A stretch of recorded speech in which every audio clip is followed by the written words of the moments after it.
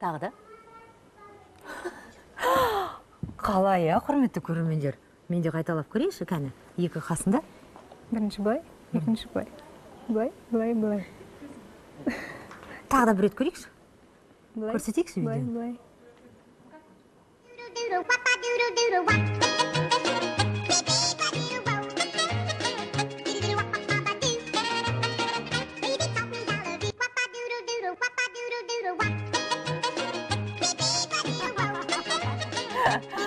Бұған да кәдімгідей дайындық керек екен ғой, шынында да. Қайырлы күн, құрметті көрермен. Әйел бақты тікелей эфирде, мінекей біздің тікелей эфирімізге қош келдіңіздер. Яғни желіні жарғандар біздің асыға күтіп отырған тұрақты айдарымыз. Дыбспеш бағытында халық әртісіне айналған Әлия Байбосынова бүгін бізде қонақта. Айтпақшы, сіздер де өз қастарыңызбен ән ырғағына ілесіп билей аласыздар ма? Мысалы, былай.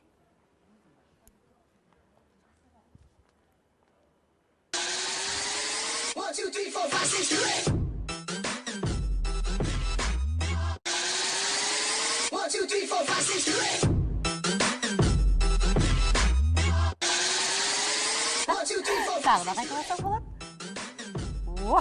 Қандай қызық. Сенің дәл қазір, сенің оқитын 116 мың адам бар екен. Қалай жинап алдың? Білмеймін, былай. Осылай, қаспен ғана, е? Және де сенің біз басқа да суреттеріңді тауып алдық, білесің бе? Қызық-қызық суреттеріңді. Түркістанда, мысалы, майысып түскен суретіңді. Болмаса, ер адамның киімін киіп алған камуфляжбен түскен суретіңді де таптық. Білесің бе? Иә, білем. Қазір біз оны ақырындап көрермендердің назарына ұсынамыз. Және де өзіңе пейнтбол ойнаған ұнайды екен. Пейнтбол емес, ол страйкбол. Стрейтбол. Ай, мен сөйтсе айырмашылығын да білмейді екен. Түсініп қалдыңыздар ғой деймін, мен ойнамайтынымды. Неге? Пейнтбол ол краскамен атады. Иә. Страйкбол ол пластмассовый пуля, сондай. Ауырмай ма? Ауырады.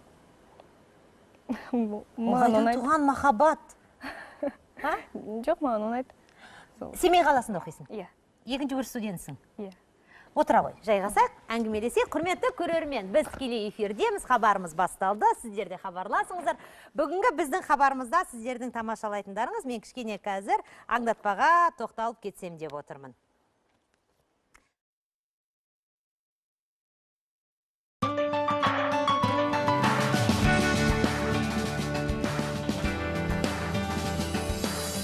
Тукаға пародия жасайтын әнші Диланнан мұндайды ешкім күтпеген еді. Той аралап ақша тапқан 7 жасар Нуни мен 3 жасар қыз елшуақ студияға келеді. Көптің батасын алған балапандармен жақынырақ танысайық. Оның оқыған өлеңдері тыңдарманның жүрегіне жете білді. Аз уақытта желі жұлдыз атанып үлгерген елік төңкерге шабыт сыйлайтын не нәрсе. Және 90-дағы апамыздың қалай танылған. Барлығын сіздер бүгін тікелей эфирден тамашалай аласыздар. 55-31-80, 55-31-81 біздің байланыс телефонымыз желіні жарғандар.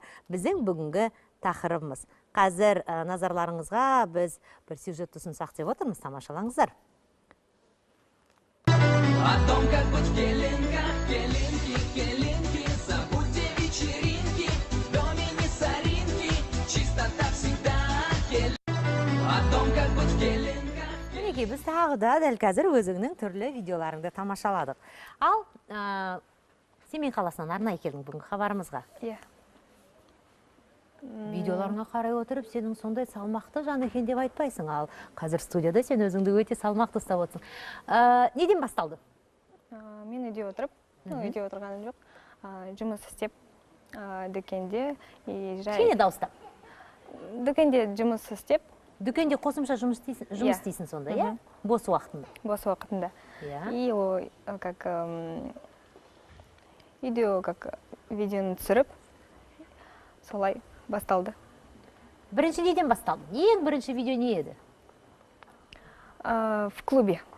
Ол видео бар, даб смешта. Содан басталды. Екіншісі? Екіншісі вот келинки.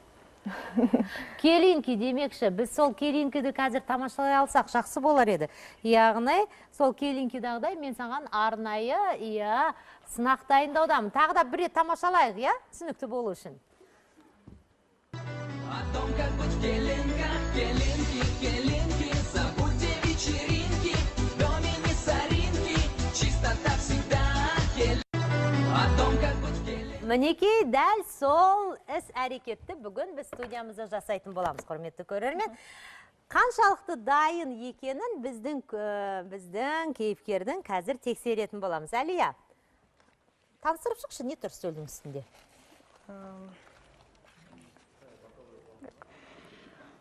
Білмейсің ба, ол не нәрсе Жоқ, екен? білем. Мен үйде шерпек жасаймын, жұмада. Бүгін жұма. Бүгін жұма. Шерпек жасайық. Оның қазақшасын білмейміз ғой, деме? Жоқ, ұмыт қалдым.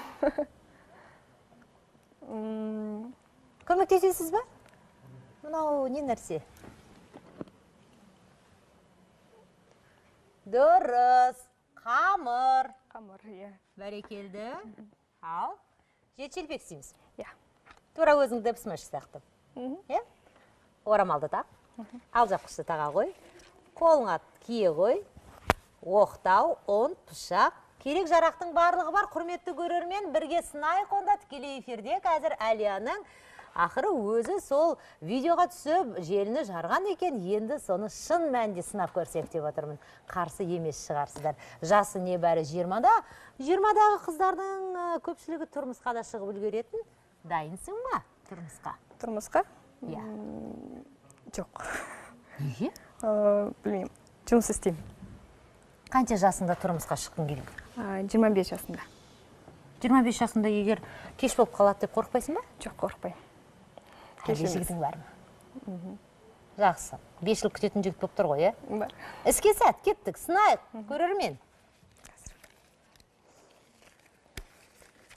Жарнама барысында біз тамашалаймыз. Жарнама барысында бізге 7 шелпекті осы жерге, менің ойымша, Әлиямыз дайындап қоятын сияқты. Ал біз қазір жарнамаға ізде тұрайық.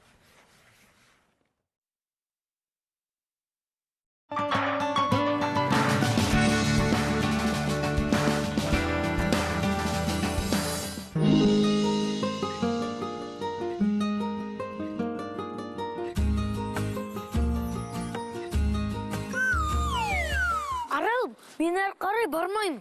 Ерасыл, сен дәл мына жігіт сияқты болдың ғой? No, I can't forget this evening or your face as you were leaving. Я дальше не пойду. Ну ладно, пойдем играть.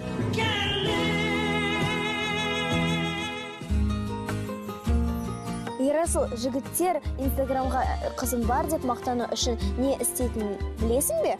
Білмеймін.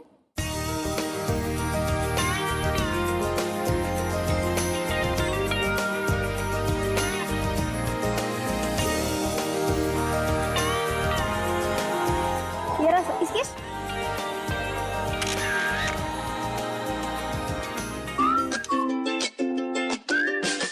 Муза, Что? понюхай моего Вадикова.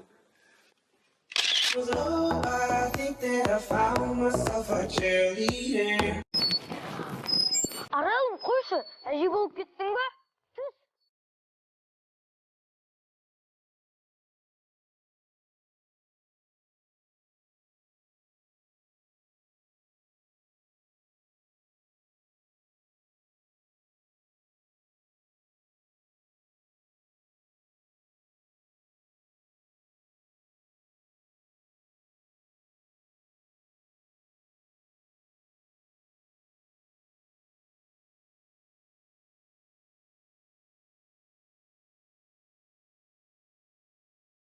Ерасыл, қарның ашса жейшемші? Диета.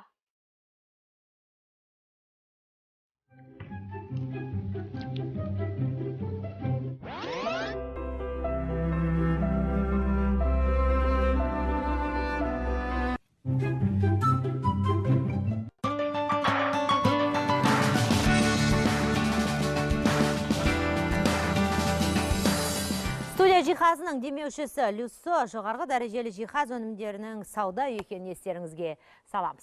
Енді, құрметті көрермен, бүгінгі біздің хабарымыз желіні жарғандар және де сіздердің де қоңырауларыңызды күтудеміз. Байланыс телефонымыз экранда. Әлияға назар аударсаңыздар. Әлия жаңа жарнама кезінде 7 шелпекті жайып дайындап қоям деген тұғым. Мінекей, Әлия келін болуға дайын сияқтысың. Солай ма? Солай. Мен бір ғана сұрақ қойғым келеді. Кейін тұрмысқа шыққанда бақытты боламын деп шыққың келеді ме, әлде бақытты қыламын деп? Бақытты боламын да бақытты қылам. Бақытты боламын да бақытты қыламын да деп. Иә. Жақсы. Қандай, менің ойымша өте бір керемет жауап болды ғой деймін. Рахмет, Әлия, жалғастыра беріңіз. Жалпы желідегі қызықты видеоның таратылуы ағзадағы вирустың таралуымен бірдей дерсің. Ұнаған әрекеті, сөзі, әні, биді қайталы үйреншікті үрдіске айналуда. Түп нұсқа да әртүрлі болуы мүмкін. Мәселен, Хон Джин Йон есімді кореялық әнші қыздың биі жерлестеріміздің жүрегін жаулағаны соншалық.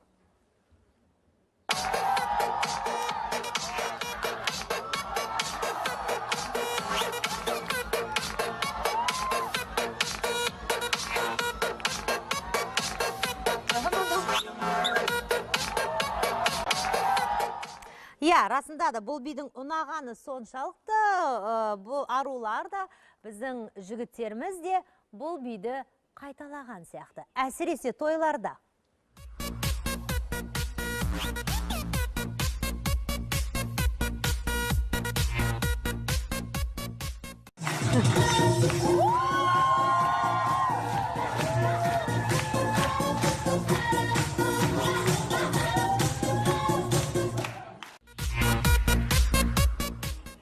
Және де, құрметті көрімдер, жалпы желінің желікпесіне айналған Дабсмэш бағдарламасы көптеген таланттарды да танытып жүр. Солардың бірін дәл қазір мен осы ортаға шақырсам деп отырмын.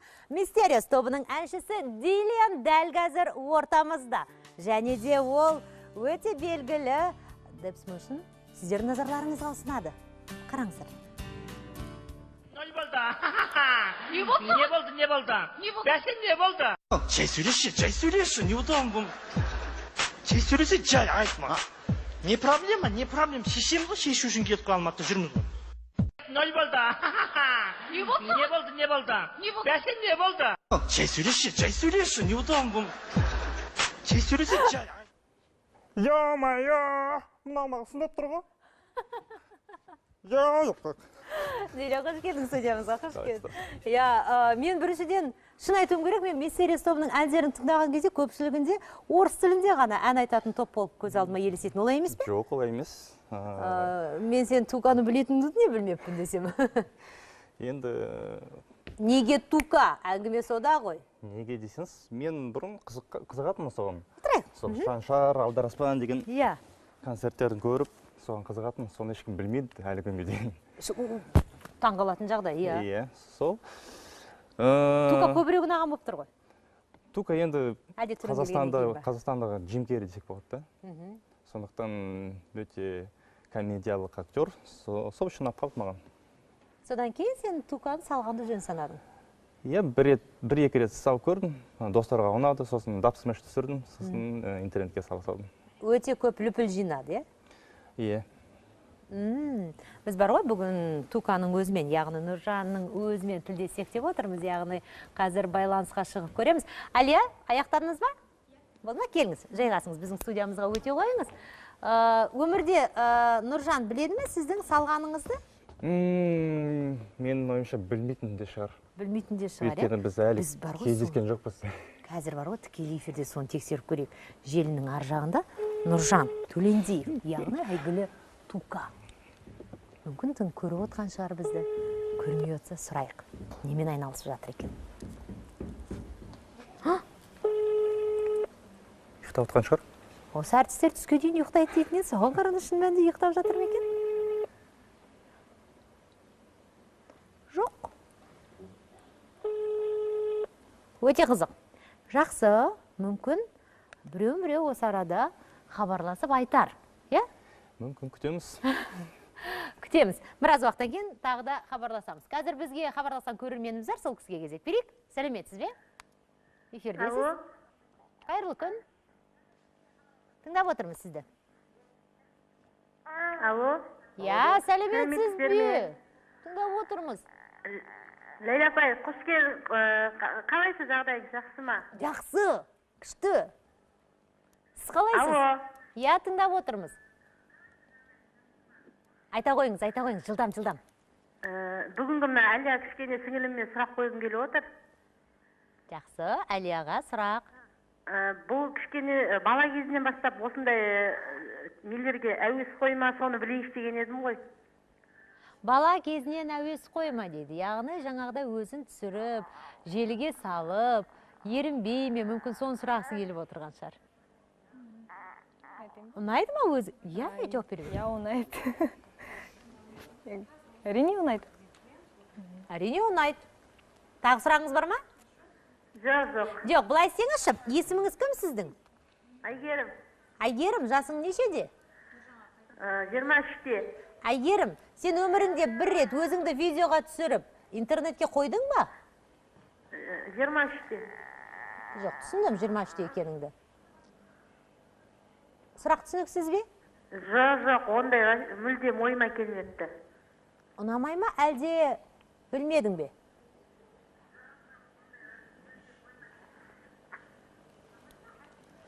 Жақсы, ұйықтап қалды. Біз қазір тағы да тікелей байланыста Тукаға, яғни Диленің салған Тукасынан Нұржан Төлендиевқа хабарласып отырмыз. Қазір... Ұрсатын сияқты бізге қазір. Неге ұрсат? Немене звонда болсын деп. Ұйықтап отырмын ғой. Алло. Нұржан мырза, сәлеметсіз бе? Ләйлә ханым. Қалыңыз қалай? Қандай қырақ адам, сұрап саныңыздың байғадыңыз ба? Шын ба? Әлде ұлттық арнаны тамашалап отырсыз ба? Жоқ, мен сапарда едім. Қай жерде? Қай жерде? Бізге бәрі қызық қой журналистке. Алло. Қай жақтасыз? Қай жерде жүрсіздер? Сапардамын. Сапарда? Гастрольдік? Иә. Жоқ, ағайындар тойын. Жақсы. Көптеген көрермен сіздің даусыңыздан қазір Туканың өзі ме, әлде өзі емес пе деп отқан шығар. Мүмкін бір Туканың образында бір нәрсені айтарсыз, даусыңыздан бәрі танып қойсын. Оны театрға келсін, сол көз айтып берейін қазір. Жауап берейінші. Жақсы. Біздің студиямызда Дилен есімді жігіт отыр. Мистериос тобының әншісі. Және де сізге жақсы пародия жасайды екен. Жалпы естігеніңіз бар ма? Білем, көрім, жиі көрім. Жиі көресіз. Қалай қабылдайсыз? Жақсы, өзіне жақсы. Жоқ, ұнайтын, ұнамайтын болып жатса ше? Енді, оғынмен қой дей алмайым ғой енді. Ұнайды демек, е? Иә, мен өзім көрім, жақсы рөлдері бар. Образы сондай алады. Сізбен еш уақытта Дилен жүздеспеген екен? Құдай қаласа нәсібі, сіз жүздесеміз құдай қаласа. Бар ма айтарың Нұржан мырзаға? Дилен. Аман болсын, Ләйлә ханым, бәрі аман болсын. Анау Ғабит Мүсірев айтқан, қазаққа 100 талант көптік етпейді, 10 талант аздық етпейді. Дұрыс. Аман болсын бәрі. Сәлем жолдауыңа болады? Сәлем жолдайын ба? Сау саламатта болыңыздар. Жақсы. Желіде бізде рахмет сізге. Соған қарағанда көңіл күй болмады ғой деймін, немесе Дилен ыңғайсызданып қалдың ғой деймін. Бұл жұлдызбен жүздесу айдары деп қабылдайық онда. Диленге қояр тағы да біздің сынағымыз бар, қазір оны ұсынамыз. Көрерменді тыңдай кетейік. Сәлеметсіз бе? Эфирдесіз. Қайырлы күн. Алло. Тыңдап отырмыз. Сәлеметсіз бе? Айта қойыңыз. Бүгін мен барлық осы қазақстандықтарды 1 мамыр мерекесімен құттықтағым келеді. Алда келе жатқан мерекемен дұрыс. Ал енді осы мен көрермен осы кейіпкерлерге сұрақ қойғым келіп отыр. Ол жалпы сіздердің ойларыңызша бұл талант па сіздерде? Жоқ әлде сіздердің жай бос уақыттарыңызда айналысатын хобби ма? Видеоларыңыз, иә, хобби ма? Иә, жақсы орынды сұрақ. Мұның астарында бір талант жатыр деп ойлайсыңдар ма дейді? Енді қойыңызшы қандай табан деп қойсам қалай болады? Мойындайсың ба? Бұл демек Жоқ, ойын. енді ойын сияқты, иә. Талант деп айтсақ, кішкене өз-өзіміздің. Басқа қырынан көрсету үшін, иә? Жақсы. Алия, сен үшін? Әрбір адам айтады, талант деп, әрбір адам айтады, талант емес. Мен өзім білмеймін. Өзің қалай ойлайсың? Өзім білмеймін, ол менің хобби. Хобби. Байқадыңыздар ма? Ойын хобби деп те қабылданады екен. Енді біз ойын демекші, мен қазір Диленің қолына бірнеше дайын тексттерді берсем деп отырмын. Және де экранның шетіне қандай образа оқу керектігі көрінеді қазір. Ала ғой. Мен шарттарын айтып отырамын. Сол шарттарға сәйкес сен дауыс ырғағыңды өзгертуің тиіс. Мысалы, е? Тойдан қайтып келе жатқан ағайсыз. Сіз айтып тұрасыз. Иә, мен айтып тұрам, қандай образ екенін, бейнеге салу керек екен. Ал сіз соны оқуыңыз керек.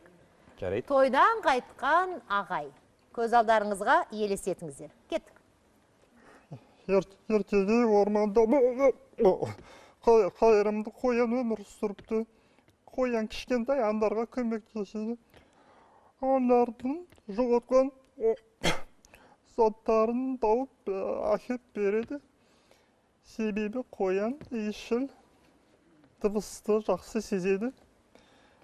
Тойдан қайтқан ағайға ұқсамайсың, бір жылап отқан ағайға ұқсадың ғой қазір. Кішкене ішіп алды ғой енді. Ішіп алды. Ішіп алды. Енді жарайды. Аяғыңыз қатты ауырып тұр. Иә, тұрып көрсетуге болады, иә. Образға енсеңіз болады. Аяғыңыз қатты ауырып тұр. Барбықандар қоянды жақсы көреді. Бір күн қоян орман ішінде жүгіре, секіре шаршап қабады. Ол өзінің қарны қатты ашығанын сезеді. Келесі, тоңып қалдыңыз. Қолына дұрбасын ұстап бақшаға келеді. Қоян сәбіздің күлкіңіз келіп, өзіңізді әзер ұстап тұрсыз. Өткені қоян сәбізді жақсы көреді. Қызыл сәбіздері суырып. Ұрысқа жесіз.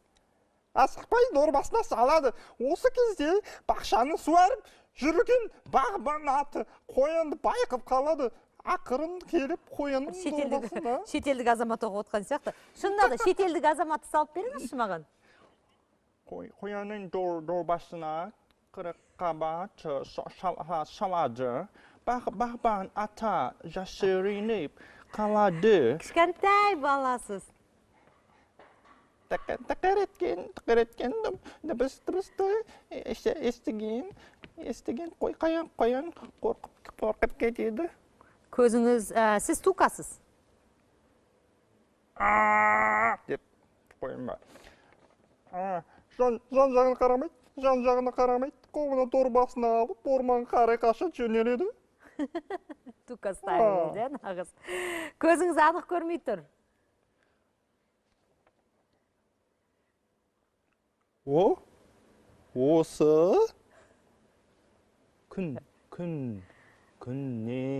Осы күннен бастап майысқақ адамсыз.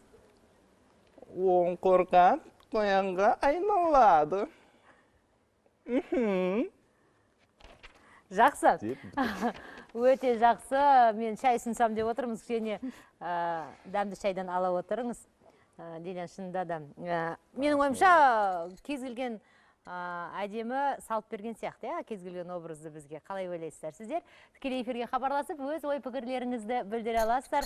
Біз арнайы сіздер үшін сайыс ұйымдастырғанда болған едік. Енді сол әлеуметтік желілерге тағы да бір жариялайтын боламыз. Бұл сайысымызды дәл қазір назарларыңызға біздің редакциямыз түсірген бейнероликті ұсынғымыз келеді.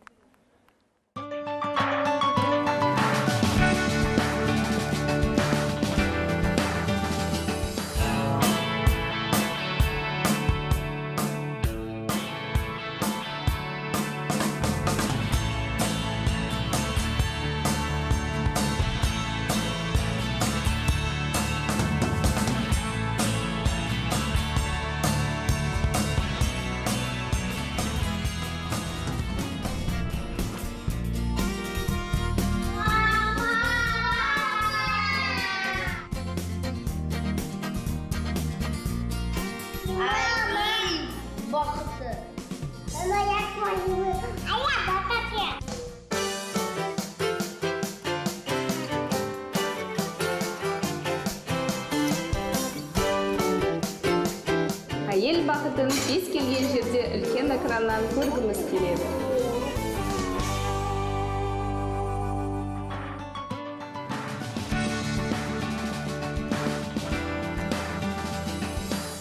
Құрметті көрермен, ең креативті, қызықты отбасылық құндылықтарды дәріптейтін мағыналы видеороликтің авторында әрине біз теледидарды сыйға тартқымыз келеді. Сондықтан жаңағыдай видеолардың барлығын біздің мекенжайға міндетті түрде жіберіңіз. Қазір экранның астында қай жерге жіберу керектігінің барлығы толық мінекей қазір шығып отыр. Телефон нөміріне дейін жазылған, асықпай жазып алсаңыздар болады. Ең бастысы ерінбеңіздер. Ал біз хабарымызды жалғастырамыз, көрерменге кезек береміз. Сәлеметсіз бе? Саламатсыздар ма? Тыңдап отырмыз. Бәлі ханым, саламатсыз ба? Қалайсыздар? Аман есен. Мен Желенге сұрақ қойғым келіп отыр. Жақсы. Желенге сұрақтан бұрын айтатын бар дегенім ғой. Мына сіз өлең айтқаннан гөрі сізге мына комедия киноға түсу керек сияқты. Және мына сондай әзіл-сықақ жағына қарай кеткен дұрыс сияқты. Сізге шын мәнде ұнады ма, әлде сіз қазір кекетіп тұрсыз ба? Жоқ, ұнады. Маған ана Туканың сосын жаңа бірінші несі ұнады да маған. Бірінші салғаны. Туканы бірінші салғаны ұнады. Дұрыс па? Актер болмайсың ба? Қатты ұнады. Біріншісі әсерлі болды да, екіншісі кішкене бір нелері, екіншісі енді шынын айтам кетейін, қатты ұнаған жоқ екіншісі. Жоқ, шындықты айту керек, онда тұрған ештеңе жоқ. Мен просто екіншісі қайсысы ол? Екіншісі түрлі сынақтар ғой, сіздің айтып отырғаныңыз? Иә. Жақсы, рахмет. Біз қазір онда сұрайық, шын мәнінде актер болғың келмейді ме, Теле? Актер болғым келеді. Енді осы бағдарлама арқылы режиссерлердің құлақтарына алтын сырға деп десек. Яғни, киноға түскің келеді? Әрине, қарсы емеспін. Мүмкін сөйтіп актер болып кетемін, кім біледі. Жалпы қазір жағдай қалай Мистериос тобының? Мен кішкене хабарсыз болып қалдым. Арман үйленіп кетті Ашаға. Ол Арман қазір бөлек өлең айтып жүр Ашамен. Жоқ, ол Ашамен де айтып жүр, бізбен де айтып жүр. Топтан кеткен жоқ. Мұнда да. Топтан кеткен жоқ. Топ болып сен гастрольға шығып жүрсің деп? Иә, қазір гастрольдер болып тұр. Сосын қазір жақында жаңа бейнебаян шығады. Соған дайындап жатырмыз презентацияға. Жаңа ән, жаңа бейнебаян дегендей. Сондай жаңалықтар топтан. Жақсы, ол өте жақсы екен. Ал енді құрметті көрермендер, жалпы желіні ең қызығы балалар тез бағындырады. Кішкентай балалар. Сіздер қазір бір видеоны тамашаласаңыздар деп отырмын. Өте қызық.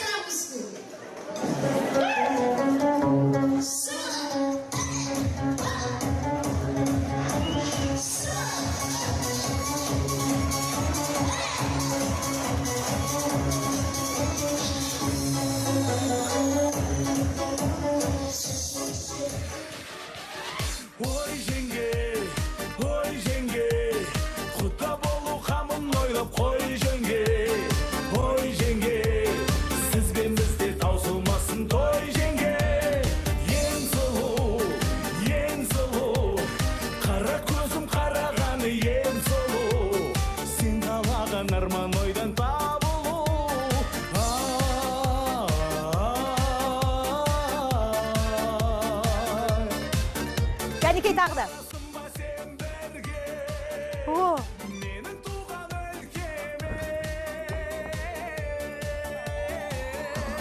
Жүр, кел.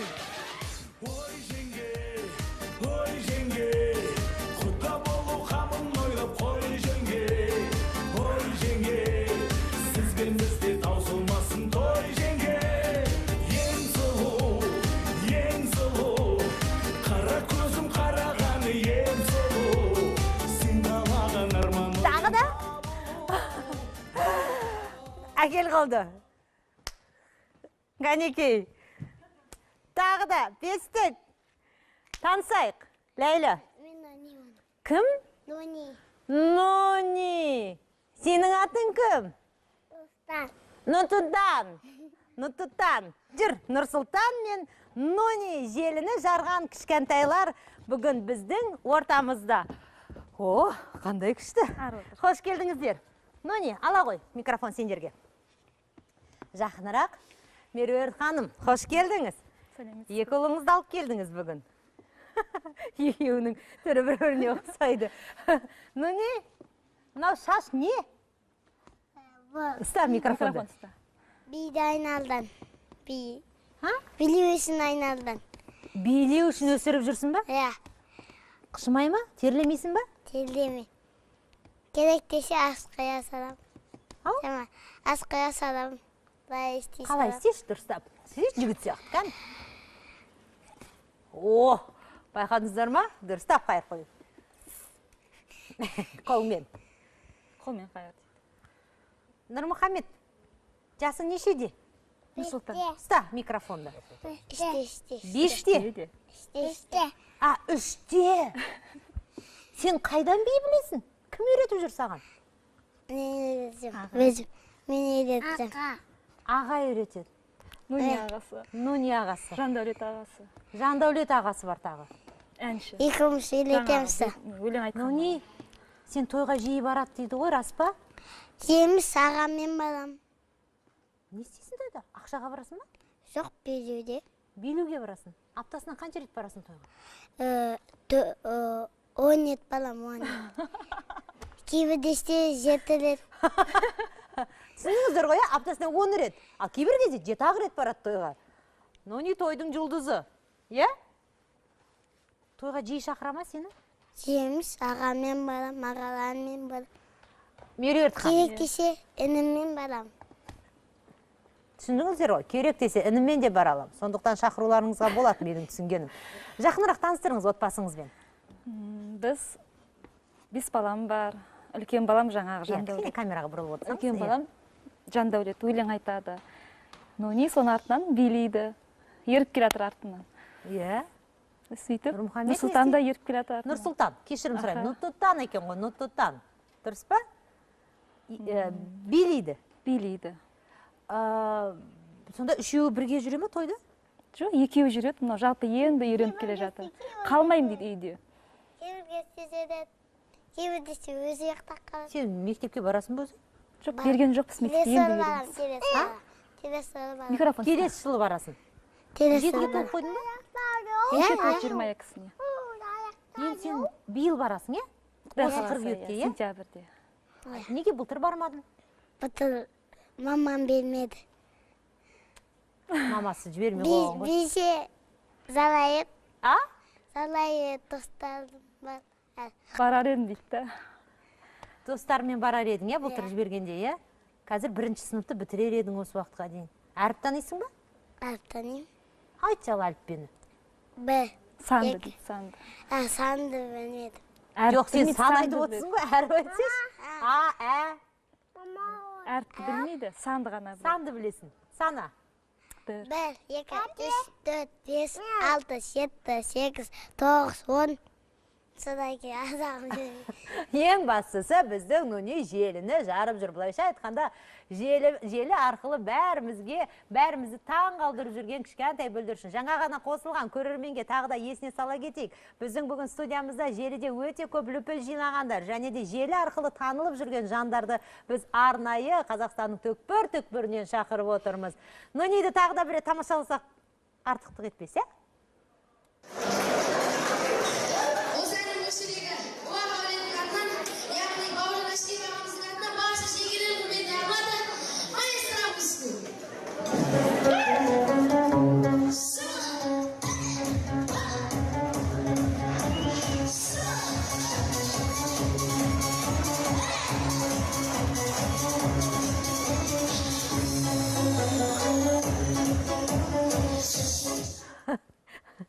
Жақсы, Майкл Джексон де салалады екенсің, е?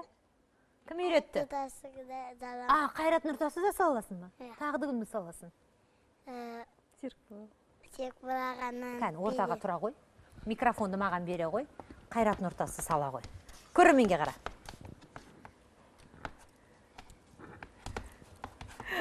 Бұл Қайрат Нұртас болды, е? Енді Серікбол ағаңыз сала қой.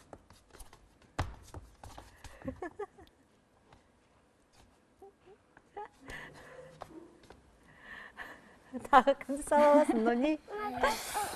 Шамал яқтыр. Майкл Джексон, жақсы, Майкл Джексон да болсын. Кәне?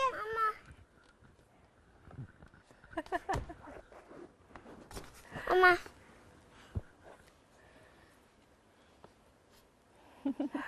Білмеймін, Майкл Джексон да қазақша Майкл Джексон болды, Қайрат Нұртас та, Серік болды, бәрі бір-біріне ұқсаған сияқты.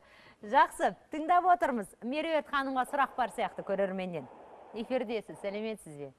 Алло, саламатсыздар ма? Қайырлы күн. Айта қойыңыз. Саламатсыздар ма? Тыңдап отырмыз сізді. Мен біздерде жаңа қазір әлеуметтік желіде дабысмас деген көп қой, неше түрлі жаңағы әркім өзі неше түрлі нелер салып жатыр. Мысалы, нелерден тамашалап отырсақ, кішкене балдардың, бүлдіршіндердің, даже үлкен кісілерді әртүрлі көріп, күліп жатырмыз. Иә, жаман ба ол?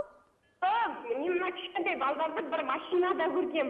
Ана билеп, костюмын лақтырып, төті мына қандай балдар деп. Міне осы балалар. Міне осы екі бала.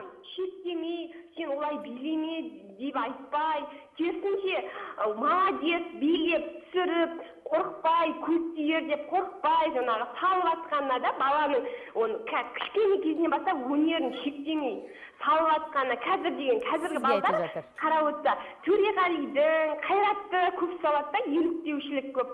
Сондықтан мына мамасын айтарым мен, жаңағы осылай өсіп жатыр ғой балдар деген, балдарыңыз аман сау болсын, жаңа болашақта үлкен азамат болса, өнер жолында азамат болса, биіктерден көре берейік дегім келеді. Сондай тілек айтқым келеді. Әне сізге тілек айтып жатыр. Кішкентай кезінен балаларды түсіріп, көліктің ішінде келе жатқан Нуни? Көліктің ішіндегі сен ғой, иә? Не істейсің сол жерде? Не ән айтасың ба? Жоқ, биледім. Ол жерде де биледің, иә? Микрофон ұстай ғой. Көтеріп. Болашақта кім болғың келеді?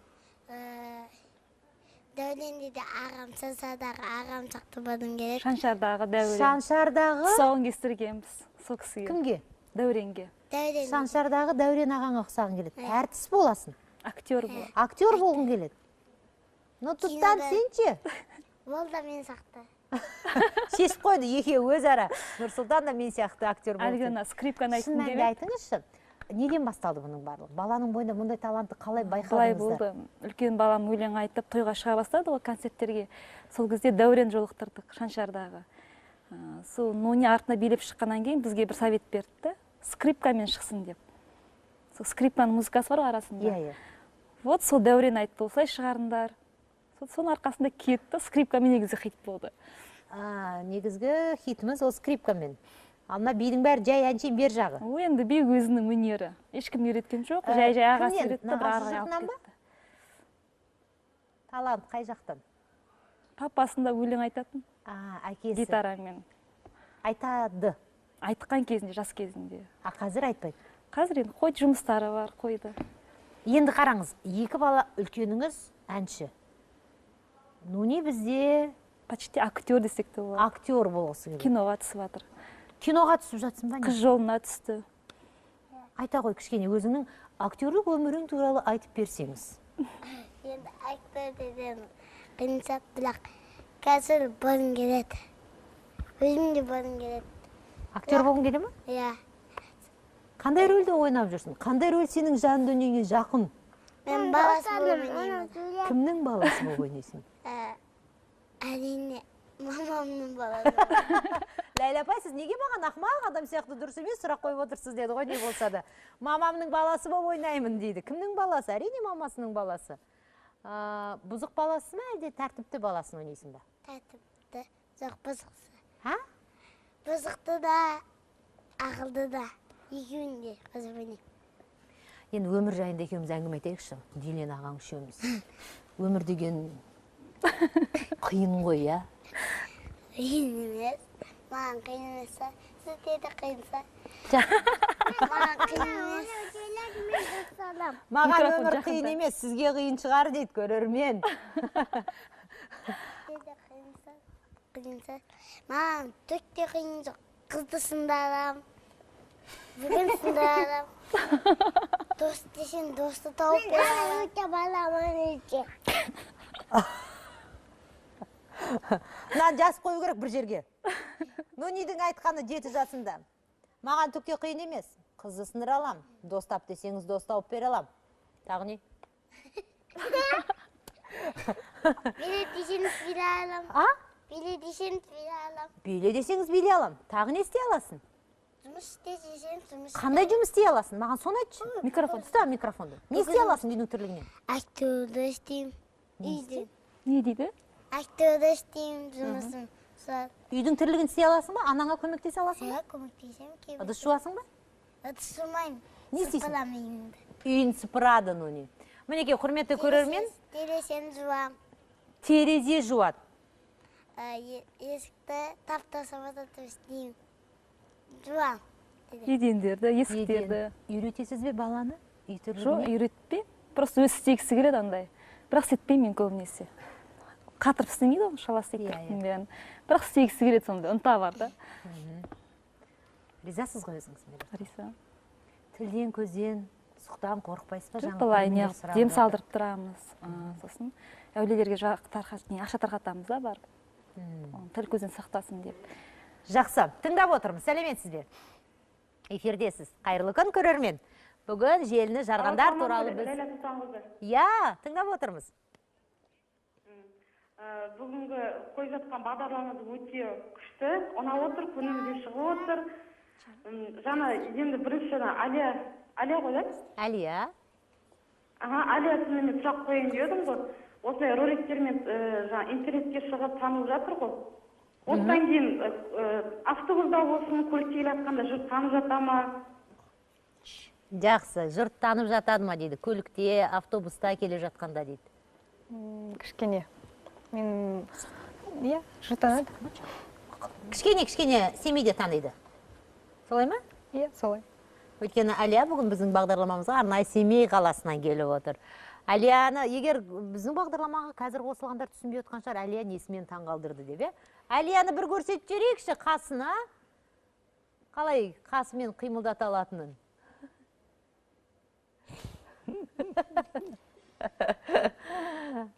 Жақсы.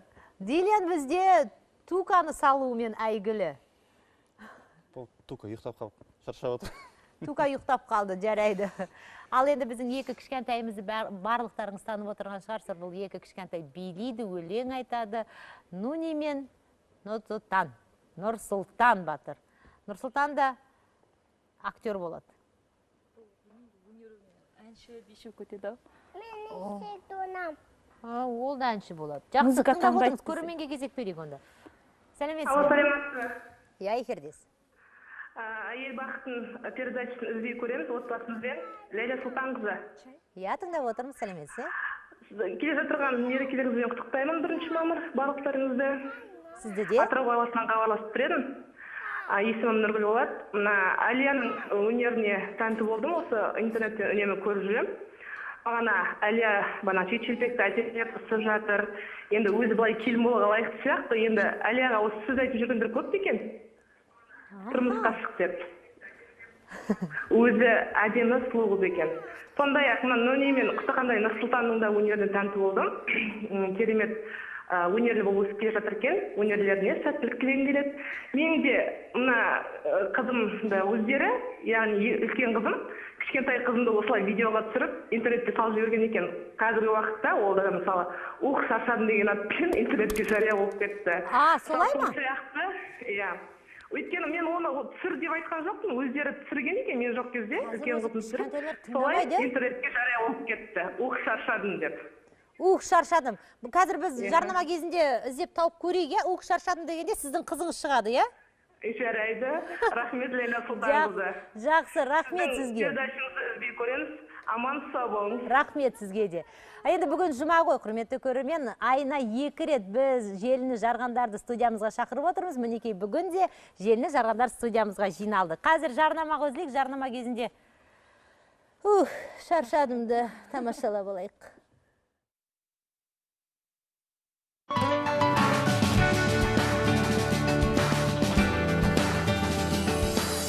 Ауруханадан қашқан қыздың рөлін сомдатып, халықтың көз қарасын тексеру мақсатында тәжірибе жүргізіп көрдік. Қолымды. шешейін десем шешпей тұрсың. Әкет шешіп тұр. Ауыртпаймын. Ауыртпаймын.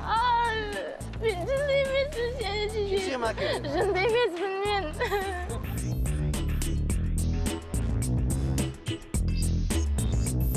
Кейбірі сыртынан күліп өтсе, енді басқалары қол ұшын бермек болды. Тіпті телефонға түсіріп алатын пысықайлар да кездесті. Ал біз мүлдем күтпеген жағдай тәжірибе аяқталар сәтте болды.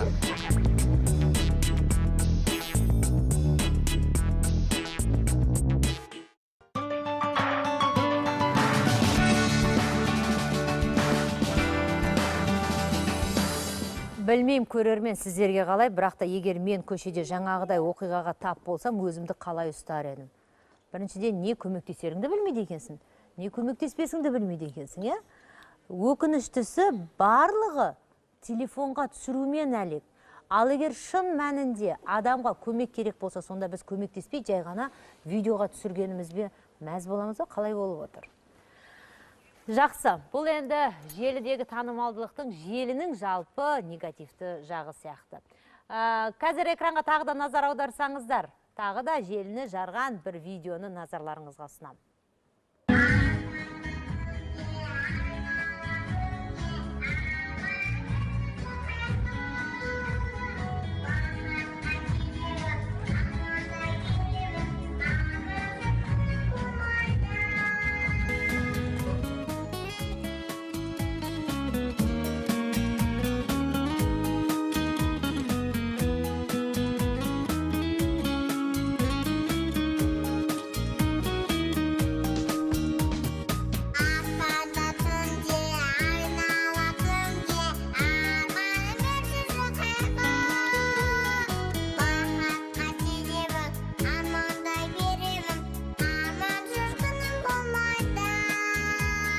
Аспанда түнде айналар түнге, арманым өлсе сол қайға. Бақытқа сенемін, армандай беремін, армансыз күнім болмайды. Армансыз күнім болмайды. Доғал шапала, құрметті көрермен. Бүгін студиямызда Ешуақ Жанатбек 3 жасар, және де анасы Ақбаян. Және де біздің ортамызға келіп қазір Дәулет Мұқаев қосылды. Блогер, осы желіге байланысты өзінің айтар ашы ойлары бар екен. Дәулет, қош келдіңіз. Бірінші, қонақтарымызбен тілдесіп алайық, е? Ешуақ, сәлем балапан. Сәлем. Қалың қалай? Жақсы. Көйлегің қандай әдемі? Кім тігіп берді?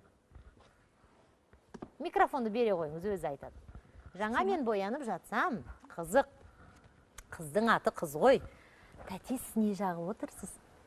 Тәте, сіз қызыл жағып отырсыз ба ерніңізге? Мен де жағып келдім ғой деп, кәдімгідей бәрін бақылап, қарап, өзінің еріне жағып көріп жатыр ғой. Ешуақ? Ау. Ән айтқан ұнай ма? Я. Кім үйретеді саған әнді? Анашым үйретеді. Тағы қандай ән білесің анашым екеуің? Бірге қандай ән айтасыңдар? Әкемен әнді айтам. Ал айтшы кәне. Әкешім асылып бір беді үшін. Қосылыңыз Ақбаян. Айта бер. Келісіп, өмірді мен үшін сүйгенімсің.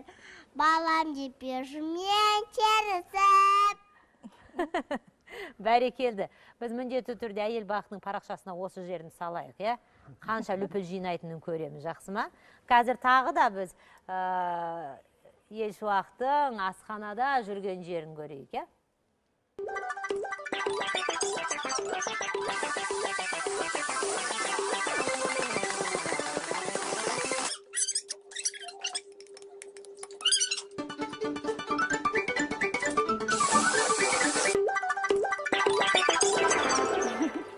Не болды мынау өзі?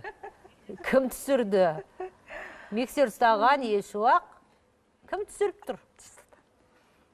Мен ғой. Мен, анашым.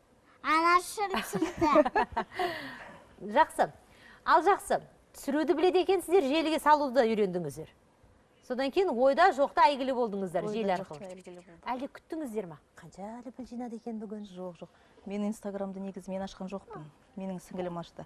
Мына видеоларды мен өзім болмаған анашым көмектесең жанымда жүреді. Сосын мен бұған қызық көрдім да, не жасасаң жаса деп, осындай видеолар түсіргенмін. Сіңілдерім көріп, ой, неге Инстаграм ашпайсың, неге, сосын айтым, ой, қойшы, өздерін ашыңдар. Сөйтіп бір Айтере деген сіңілім бар, сол қыз ашып қойған, давно ашты уже. Енді осы бір апта болды ма, 2 апта болды, мына әнді айтып, танымал болды. Содан кейін елдер парақшасы қайда жазылайық дегеннен кейін енді өзім суреттерін салып жүрмін, видеоларын салып жүрмін. Көрермендер қатулы болады, ашулы болады. Неге миксер ұстатады деп ұрсады. Оны да көрдім. Олардың күде дұрыс. Мен білмеймін, онда ой болмапты. Сол кісілер айтқаннан кейін ғана ойландым. Атак өзім қарап тұрмын ғой жанында. Кішкене видеоға түсірген жерін ғана нетемді, жасатам да. Сосын сразу нетім. Біздің шай ұнады ғой дейме балаңызға, сораптап тұрып ішіп отыр ғой. Өте дәмді шай іше ғой балапан. Содан сол. Қазір қанша адам көрді жаңағы видеоны? Байқамадым, өте көп емес қойдым. 300-400 ба, сонда кейбіреуінде 500-дей. 300-400, ол мың ба әлде? Көп ба? Жоқ, 300-400. Мың емес. Бұл енді өте төмен көрсеткіш. Мына әнімізге біздің нетті. Әнді айтып отыр. Әнді Жанболат пен Жазираның несінде парақшасында көріп, 109 мың, қазір асты қойдым, 109 мыңнан астам көріп. 100 мыңнан астам адам көрді. 100 мыңнан астам, аха. Мінеке, Жанболат пен Жазираның парақшасынан Елшуақты көргендер қазір біздің студиядан да көріп отыр Елшуақты. Тыңдап отырмыз, көрерменге кезек, содан кейін біз осы желідегі танымалдылық туралы кері пікірлерді тыңдаймыз. Эфирдес. Алло, саламатсыз ба? Қайырлы күн. Бәле ханым. Қалай жағдайларыңыз? Ирандан бізбен келе жатқан. Рахмет, бірге болсын. Ал, сұрағыңыз кімге? Нуннидің мамасына сұрақ қояйын деген едім. Нуннидің мамасы және Нұрсұлтанның мамасына сұрақ. Ал. Нұрсұлтан Батыр міне. Мен Шымкент қаласынан хабарласып тұрмын. Құда қаласа той жасайын деп жатыр едім айдың 15-іне. Соған келе аласыздар ма? Қаншамен келеді? Оны білмеймін, администраторға звондайсыз ғой. Көрдіңіз ба, құрметті көрермен, біз тікелей эфирде екенімізді білдіреді. Не болды? Жауап бере алмаймын. Кел, шай ішесіз, кел. Сол жауап береді. Келе ғой, шай іше ғой. Ну не? Шымкентке тойға барғың келе ма? 15 мамыр күні? Барғың келеді. Ұста. Барғың келеді. Осылай хабарласқан адамдарға не деп жауап беру керек? Барамыз деп жауап беру. Кейбірдесе заказ деймін. Заказ берейін. Әне, бала бәрін біледі. Демек, үйде дастарханның басында осы әңгіме айтылады деген сөз ғой. Қаншалықты дұрыс, Дәулет? Блогер ретінде айтшы, мысалы, бала арқылы, баланың тойға шығу, бала арқылы ақша табу. Енді мен бұл балаларды таланты, талабына қарап өте қуанып отырмын бір жағынан. Екінші жағынан мен ойлаймын, баланың бәрібір балалық шағы болу керек.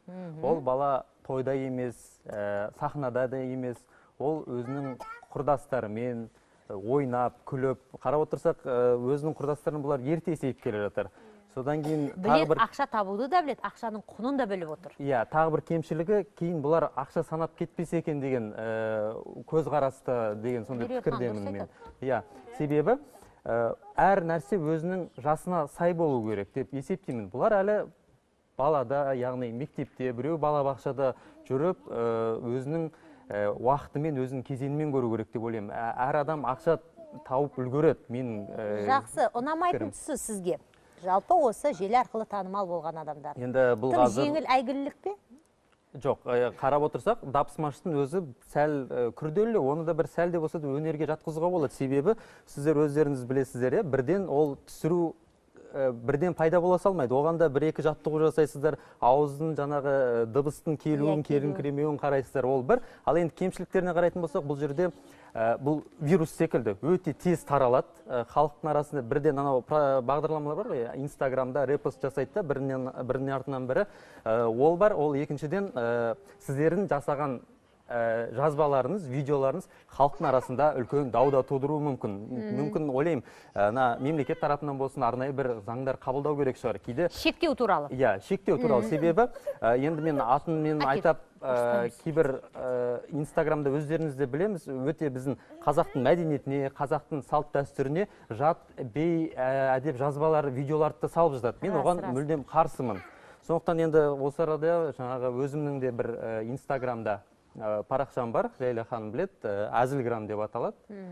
Соның былайша айтқан кезде... Сіз сол мәдениетті видеоларды ғана саласыз, мүмкіндігінше? Мүмкіндігінше салам, себебі аты әзілграм деп аталғандықтан мен тек қана әзілдерді салуға тырысамын, бірақ ол жерде де әзілдің де өзіндік түрі бар деп есептеймін. Сонда да мен біздің қазақи құндылыққа, бәрібір ұлттық болмысымызға қарай халықты сәл ойландыратын, толғандыратын видео жазбалар салып отырамын. Әрине біз тоқтата алмаймыз, құрметті көрермен, бұл процесті, өйткені бұл баяғыда басталып кеткен дүние. Айта ғой, Меруерт. Біз енді ауылдан шыққан адамдармыз ғой.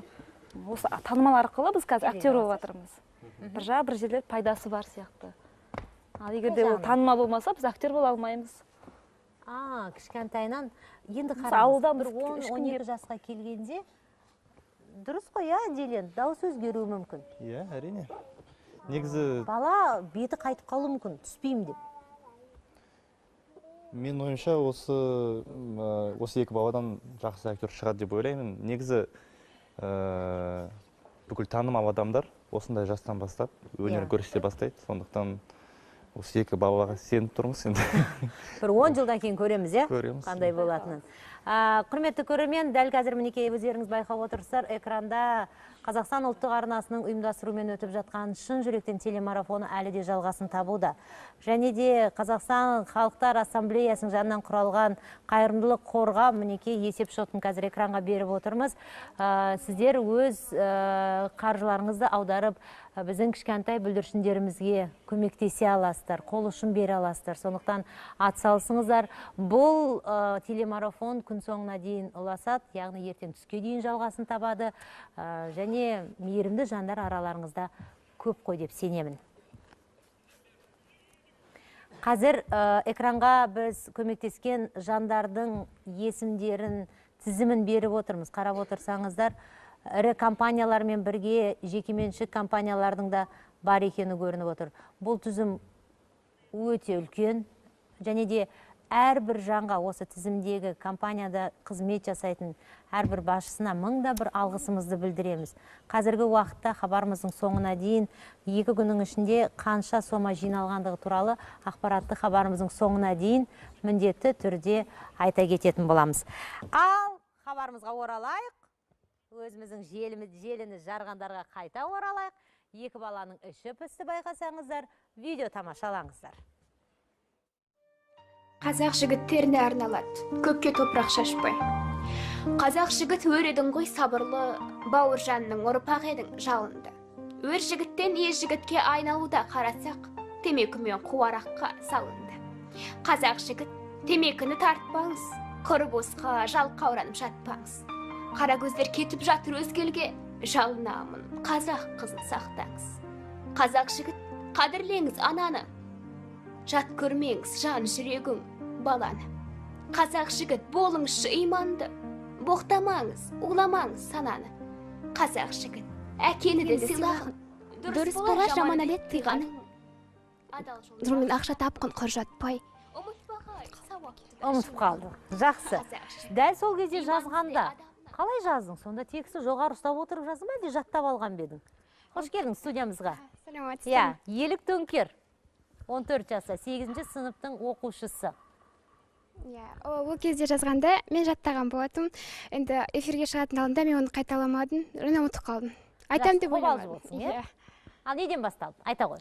Жалпы бұл өлеңдер, олар қоғамның бейнесі. Яғни қоғамдағы болып жатқан іс-әрекеттер менің жүрегіме кірді. Сол жүрегімді жарып шығып, батты, қатты кірді. Және жүрегімді жарып шығып, ол жырға айналды. Ол қоғамның тәрбиесі, қоғамның беріп жатқан үлгі-өнегесі. 14 жасар қызды қоғамдағы қазіргі қазақ жігіттері ренжітіп үлгерді ме, әлде бір ашу өкпе наз бар ма қазақ жігіттеріне деген?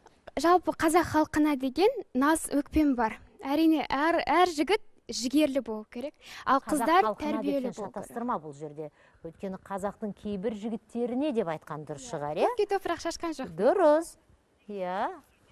Ал қандай Назым? Айта қой Назым. Жігіт ол намысты, яғни жігерлі болу керек. Ал қазақ қызы ол тәрбиелі болу керек. Бір көргеннен оның деген биязылығын біз көріп тұруымыз керек.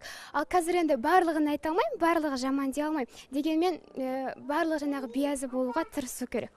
Мен солай ойлаймын. Сенің қазақ қызы деген тағы да бір видеоң бар екен, иә? Егер дайын болса, қазір тамашаласақ көрермен. Бұл өлең шумақтары қазақ қыздарына арналады. Қабылыңыздар. Қазақ қызы көркеметің әдемі, тұңғиық бір әсем шкалемі. Инабатты ибалайтын көркемім, тіпті ғажап күлімденген сәлемі. Қазақ қызы, бұзылып сен барасың, киімдерің таппай тұрға шарасың. Ашық-шашық киінгенің не мынау? Қазақ қызау, қайда кетіп барасың? Бұл өлең шумақтары. Қазақ қызау қайда кетіп бара жатырсың дейді. 14 жасар біздің Елік. Елік шын атың кім? Шын атым Елігімай. Елігімай. Өзі Елік. Елік десе Елік аға екен, ә? Қазақтың қызына да ашулы, қазақтың жігітіне де ашулы. А? Солай заман адамдар бұзылған сияқты болып тұрды. Қазір ма? Саған? Сол адамдарды өзгертіп көрсек қалай болады? Ол қолдан келеді. Мысалға, Абай Құнанбаев атамыз айтқан, мысалға Сократты өртеген кім дейді? Мұхаммед пайғамбарымызды күлге аунатқан кім? Ол көп, яғни халық. Ал халықты біз мысалға өзгерте аламыз. Ал сол әрбір адам сол халықтың ішіне кіреді. Мысалға, біз әрбір адам өзін-өзі дұрыс алып жүре алса, не болмаса сол халыққа дұрыс бағдар көрсете алса, халықты көпті мысалға өзгертуге болады деген ойдамын. Мен оған сенемін, өзгертуге болатынына. Және де әркім өзінен бастау керек қой деп ойлаймын. Қазір жарнамаға үзілеміз. Білесіздер ме, жарнамадан кейін осы студиямызға желіні жарған 90 жасар апамыз келеді.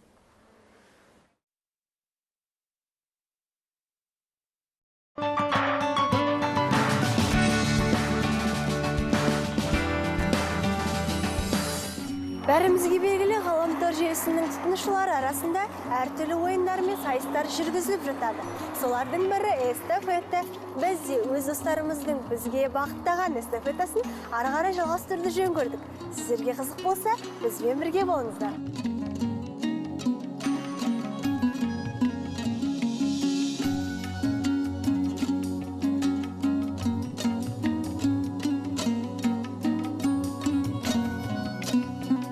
Жайлауында жүрген жігіт бағып қой, дос келді деп жасап жатыр анық той. Алғаш рет көріп тұрсың сен оны, нағыз қазақ осы міне танып қой.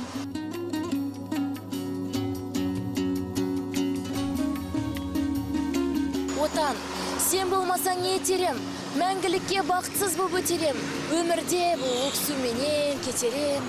Құс ұясыз, жыртқыш аңсыз болмайды. Отансыз жан мәңгілікке сорлайды.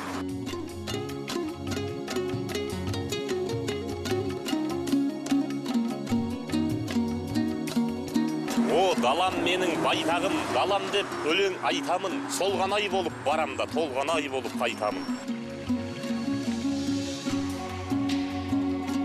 Киеңді жүрегімде тербетемін. Туған жер, теңдесің жоқ жерде сенің.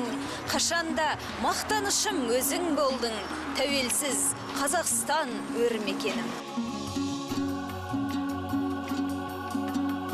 Сен қазақсың, себебі сенің әкең қазақ. Ақ сүт берген ақ жаулықты анаң қазақ. Ата дәстүр салтымен ағып жатқан денеңдегі қасиетті қаның қазақ. Сен қазақсың, себебі сенің тілің қазақ. Ізіңде еріп жүрген әнің қазақ. Бір қарағаннан алыстан танитұғын. Ақ тидар, қара мөлдір көзің қазақ.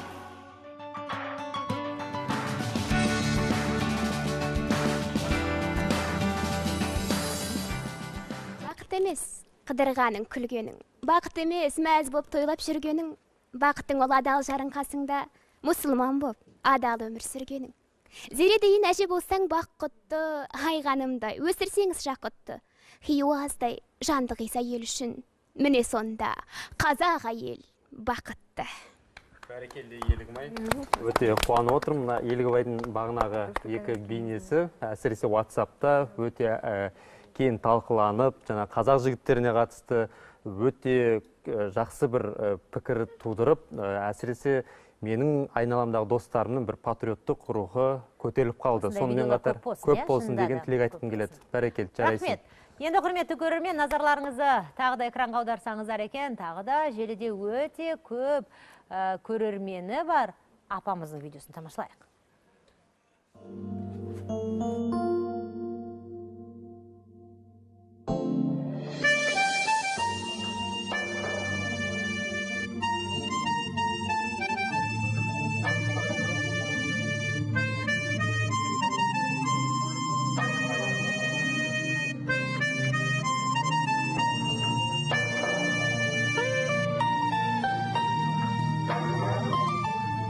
Ал құрметті көрермен, мінекей, жаңа ғана өздеріңіз видеода тамашалағандай Жансұлу Жетпісбаева апамыз бүгін ортамызға келіп отыр. 90 жастағы әжеміз Жетібаева. Апа, қош келдіңіз. Жансұлу апа. Ел бақытына арнайы келіпсіз. Жақсы айналар. Маңғыстаудан. Рахмет. Иә, Жаңаөзеннің тумасы екенсіз. 14 құрсақ көтеріп 40-тан аса немере, 70-тен аса шөбере сүйіп отыр екенсіз.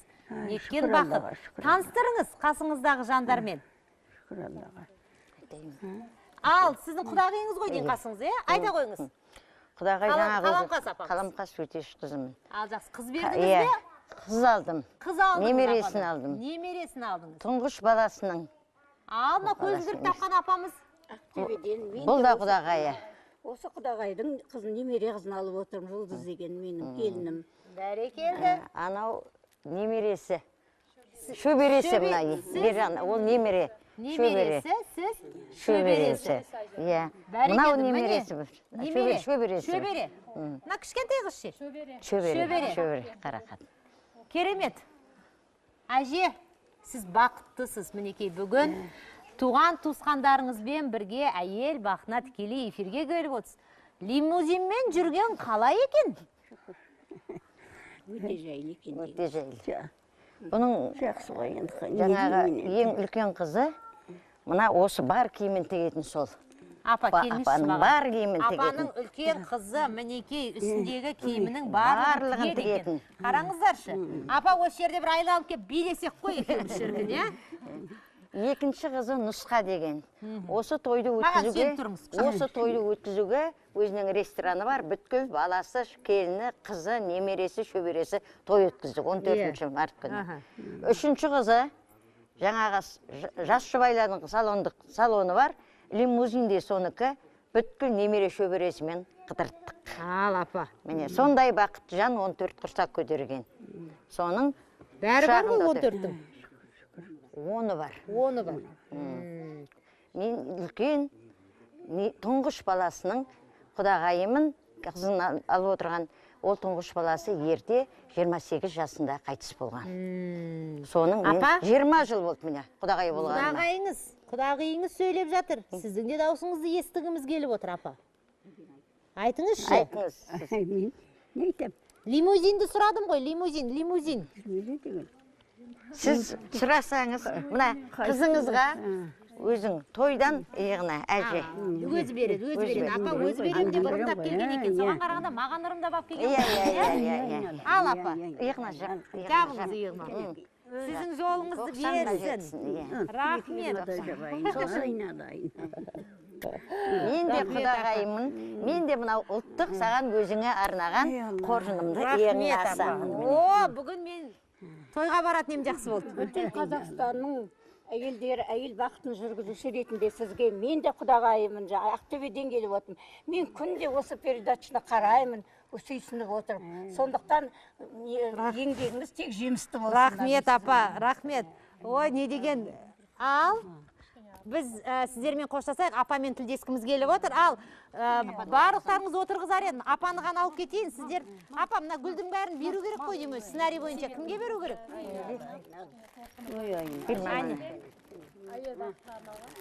Қалмасын тортыңыз. Балдарда тортта. Қыздар? Не балдарым сүй.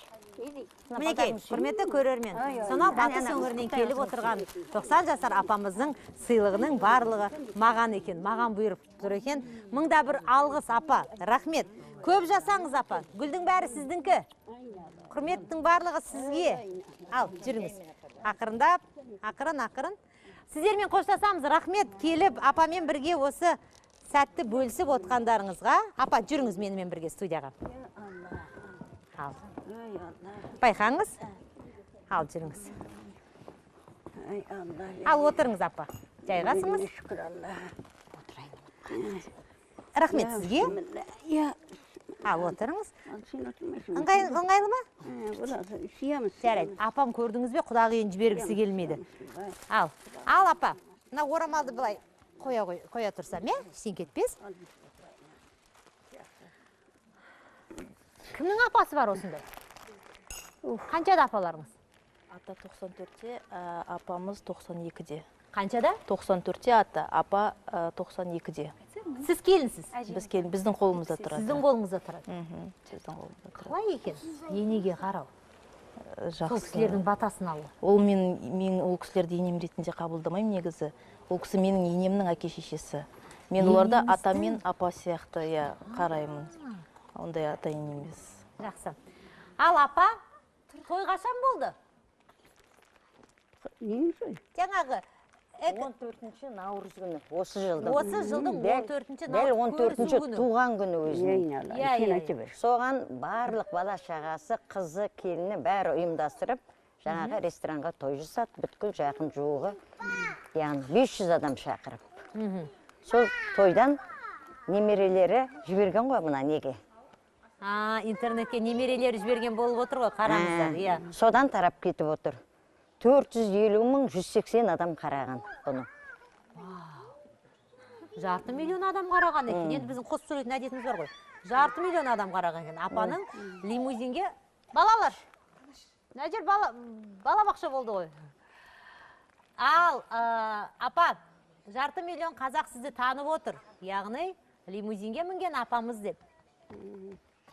Кішкене енді таныса отырайықты. Шаршап қалма апа? Мана ертегі. Қарамай. Немеренің қолында тұрасыз ба?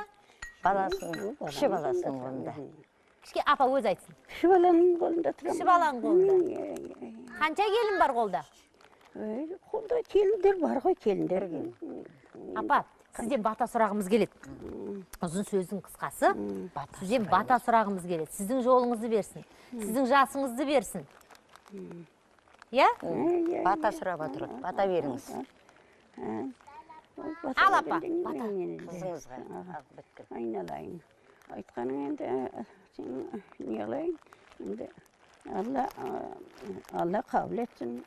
Алла сендердің өсіңізді оңына жүріп кәдімгі атақтарын шығып сендерді үлкен не болып жүріңдер. Аман болың. Ендерің сау болсын. Алла сендерге осындай бақытты берді. Сол молынан берсін. Алла.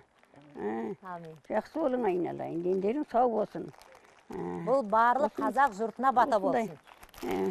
Осындай бәріне де жаңағы бақыт тілеймін. Аумин апа. Бәрі де жақсы. Аумин, рахмет. Немере шөберелеріңіздің қызығын көріңіз. Шөберенің үлкен нешеде?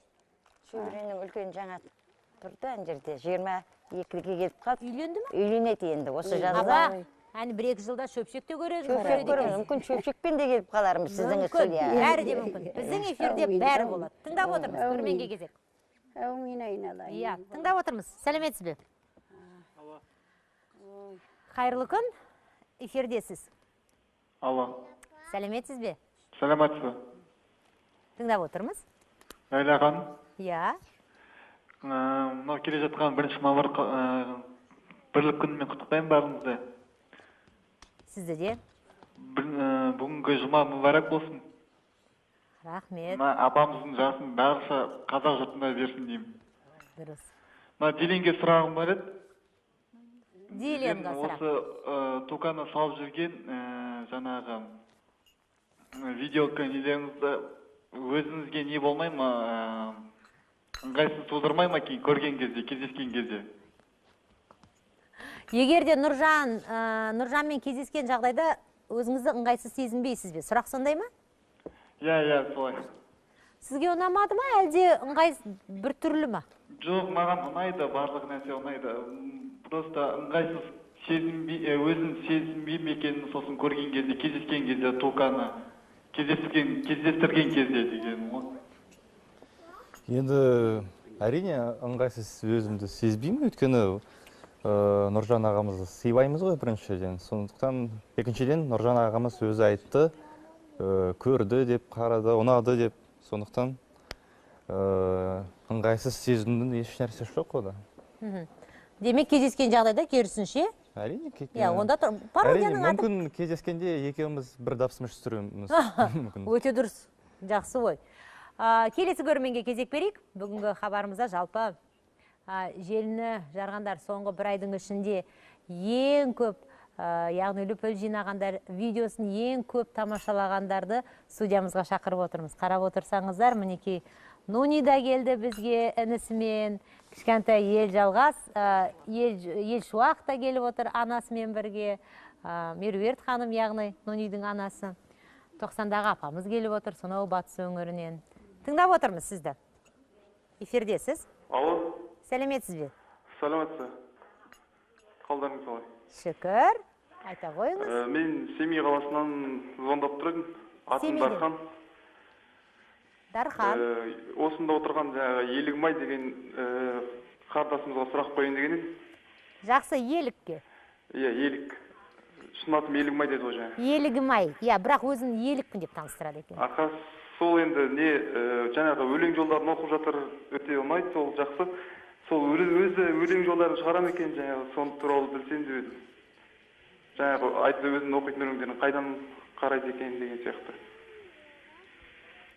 Иә, өзім шығарам, өзім өлең жолдарым болады. Неде интернетте, яғни YouTube желісіне кіретін болса, YouTube-қа кіретін болсаңыз, Елік Төңкер деп жазсаңыз, менің желідегі барлық өлеңдерімді тамашалай аласыздар. Қанша өлең жазың қазіргі уақытқа дейін? 90-ға жоқ өлеңім бар өзімнің. Вау, 90 өлеңін тыңдаймын десеңіз, онда? Жоқ, 90 өлең өзімде бар, ал желіде ол 90-ның бәрін сала алмай, тек мағынасы жақсыларын ғана салып жатыр. Өлеңдеріңнің басым көпшілігі не жайында? Махаббат жайында ма? Жоқ, махаббат жайында маған әлі ертерек. Өлеңдерім көбісі жалпы ол жаңағы қоғам туралы. Қоғам. Енді ең өткір өлеңім ол қазақ тілі деп айта аламын. Қазіргі айта кеткім келеді. Ешкім қазақ тілін менсінбейтін сияқты көрінеді. Сол себепті қазақ тілі деген өлең шығардым. Оны да тамашалай аласыздар. Бір шумағын сұрайық. Бір шумағын қазір айтайын. Сенің тілің қазақ тілі, қазақ тілі болғаныма қумазақ. Министрлер, депутаттар, әкімдер өз жолдауын орыс тілде жолдамақ. Деген сияқты жалғаса береді. Негізі көбісі айтып жатады, қорқу керек дейді. Үкіметтен, яғни биліктен қорқу керек. Дегенмен шындық ешкімнен қорықпайды, шындық әркез биік тұрады деп ойлаймын. Жақсы, бұл біздің 14 жасар Еліктің өзінің шығарған өлеңінен бір үзінді ғана тыңдадық. Егер тыңдаймын десеңіздер, әрине Еліктің өзінің YouTube-та түрлі өлеңдері бар екен. Ал көрерменге кезек, тыңдап отырмыз. Сәлеметсіз бе? Тыңдап отырмыз.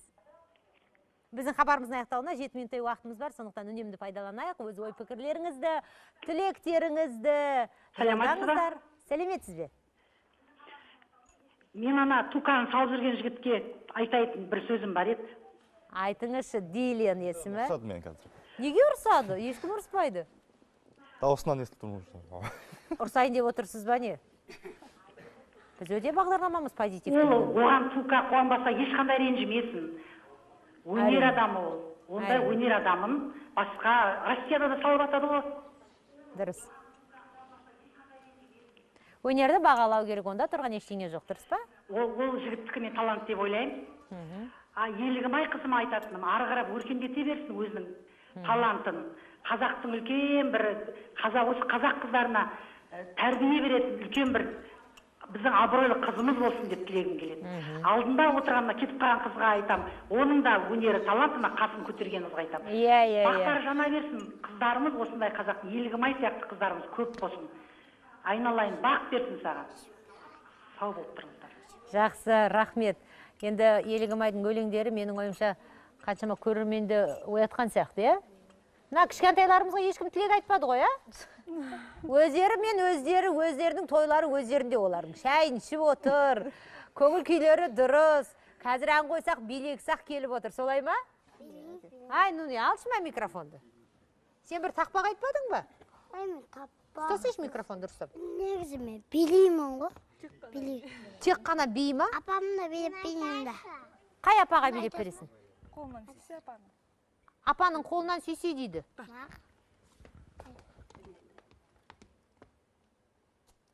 Ой, жаным алсын. Тыңдап отырмын сізді, сәлеметсіз бе? Алло. Сәлеметсіз бе? Сәлеметсіздер. Тыңдап Әйел отырмыз. вақытына сонау Шығыс Қазақстаннан хабарласып отырмын. Шығыс Қазақстан облысынан. Айта берем бе? Айта қойыңыз, иә? Шығыс Қазақстан облысынан хабарласып отырмын. Көптен бері осы сіздерді ала алмай жүрдім. Мына жүргізуші Ләйлә Сұлтанқызына көп рахмет айтам.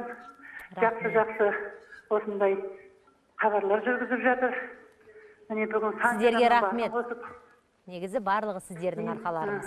Мен мына отырған екі балаға Нуни деп жатыр ғой. Балаларға шын жүректен алғысымды білдірем. Сонау Шығыс Қазақстан Зайсан ауданынан барып Алматыға Санжар деген кафеде Санжар мейрам қазынасында той жасап, осы балалар менің тойым ішінде болып ағасы екеуі. Сонда ойлағам, қандай балалар екен, бұны қандай ата-ана тәрбиелеп жатыр екен деген. Міне, Меруерт ханымның балалары. Қараңыз. Меруерт ханымға көп рахмет айтам, осындай бала тәрбиелеп, осындай топқа қосып бәйгесін жемісін жеп отырғанға.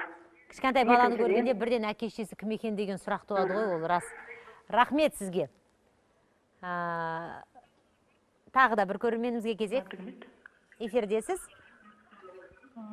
Айта қойыңыз ойыңызды, пікіріңізді. Алло, саламатсыз. Сәлеметсіз бе? Айта қойыңыз. Иә, тыңдап отырмыз. Мен мына маңғыстаулық әжем. Иә, дұрыс. Айта қойыңыз. Маңғыстау облысынан хабарласып отырмын, есімім Айгерім. Айгерім, өте қуаныштымыз. Апамызға тілек? Маңғыстаулық әжеме тілек айтайын деп едім. Өмір жасыңыз ұзақ болсын, ауырмаңыз. Бәрекелді. Жансұлу апамызға тілегіңіз. Немере-шөберелеріңіздің арасында күліп ойнап жүре беріңіз. Мына Елігімай қызға да айтатын тілегім бар. Талабыңа нұр жаусын. Елік есімді, Елігай есімді біздің болашақ журналист боларсың мүмкін. Көрдің ба, сені журналист деп қабылдап жатыр. Мына екі кішкентай балаға да бәрінің талаптарына нұр жаусын. Рахмет. Алла күлі көзден сақтасын. Дұрыс. Бүгінгі хабарымызда барлығы да болды, байқап отырсаңыздар. Яғни соңғы біздің көрерменімізді тыңдайық қазір, содан кейін кішкентай балалардың биімен көтеріңкі көңіл күймен хабарымызды аяқтаймыз. Сәлеметсіз бе? Үзіліп кетті ғой деймін. Апа, Жансұлу апа, барлығы сізге денсаулық, әйтеуір сіздің жолыңызды берсін деп жатыр.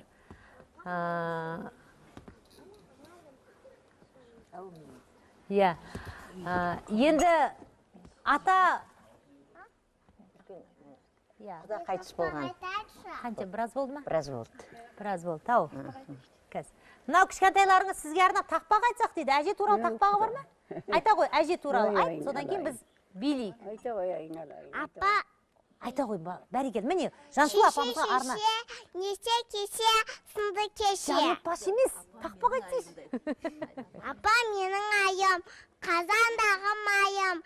Апам үйде болмаса, не болады жайым. Ай, бәрекелді. Ал, музыка қойайық. Апаң қолынан сүйе ғой. Апаң қолынан.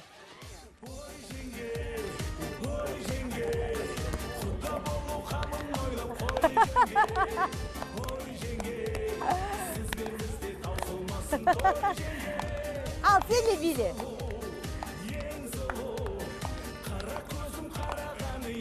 Билетіңіз. Гүлді алсаңызшы.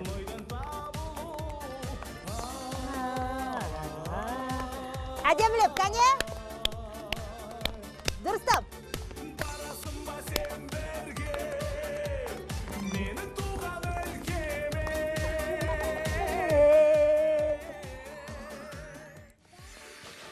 Бәрекелді. Кәне, көтерін көңіл күймен. Биле, биле.